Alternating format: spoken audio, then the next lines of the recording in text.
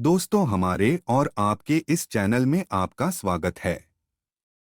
दोस्तों, महाभारत में कई ऐसी घटनाएं हुई हैं जो लोगों को आश्चर्यचकित कर देती हैं और रोचक भी होती हैं।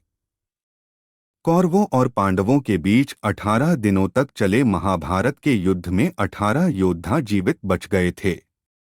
उनमें से एक दुर्योधन के भाई युयुत्सु भी थे।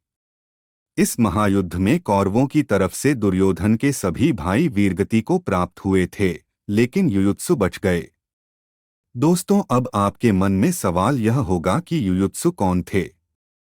वे इस युद्ध में कैसे बच गए? तो आज हम आपको युयुत्सु के बारे में बताते हैं। धृतराष्ट्र को गांधारी से दुर्योधन समेत 100 पुत्रों की प्राप्ति हुई थी, लेकिन धृतराष्ट्र के एक और पुत्र थे जो उनकी दासी से हुए थे। उनका नाम युयुत्सु था। युयुत्सु भी धर्मात्मा थे। युयुत्सु की शिक्षा राजकुमारों के तरह हुई थी और सभी योद्धा की तरह वह भी बड़ा योद्धा थे। उनको समान सम्मान दिया जाता था। अब सवाल यह है कि युयुत्सु ने पांडवों की ओर से लड़ने का फैसला क्यों किया? दरअसल जब युद्ध की घोषणा हुई तो पहले ही दिन पांडवों की तरफ से युधिष्ठिर ने कहा कि यह धर्म युद्ध है। वे अधर्म के खिलाफ लड़ रहे हैं। यदि कोई भी व्यक्ति अधर्म के विरुद्ध लड़ना चाहता है तो उसका उनकी सेना में स्वागत है। युयुत्सु तब कौरवों की सेना में थे।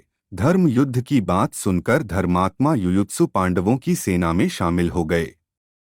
अब सवाल यह है कि युयुत्सु ने पांडवों की ओर से लड़ने का फैसला क्यों किया?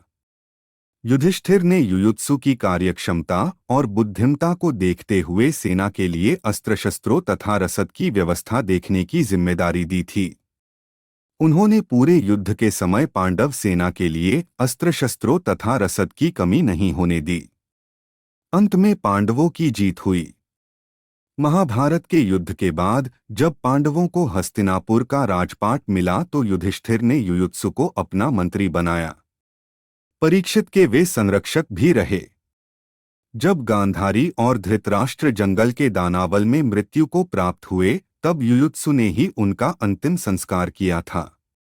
आखिरकार वह धृतराष्ट्र के इकलौते पुत्र थे जो कुरुक्षेत्र युद्ध से बच गए थे।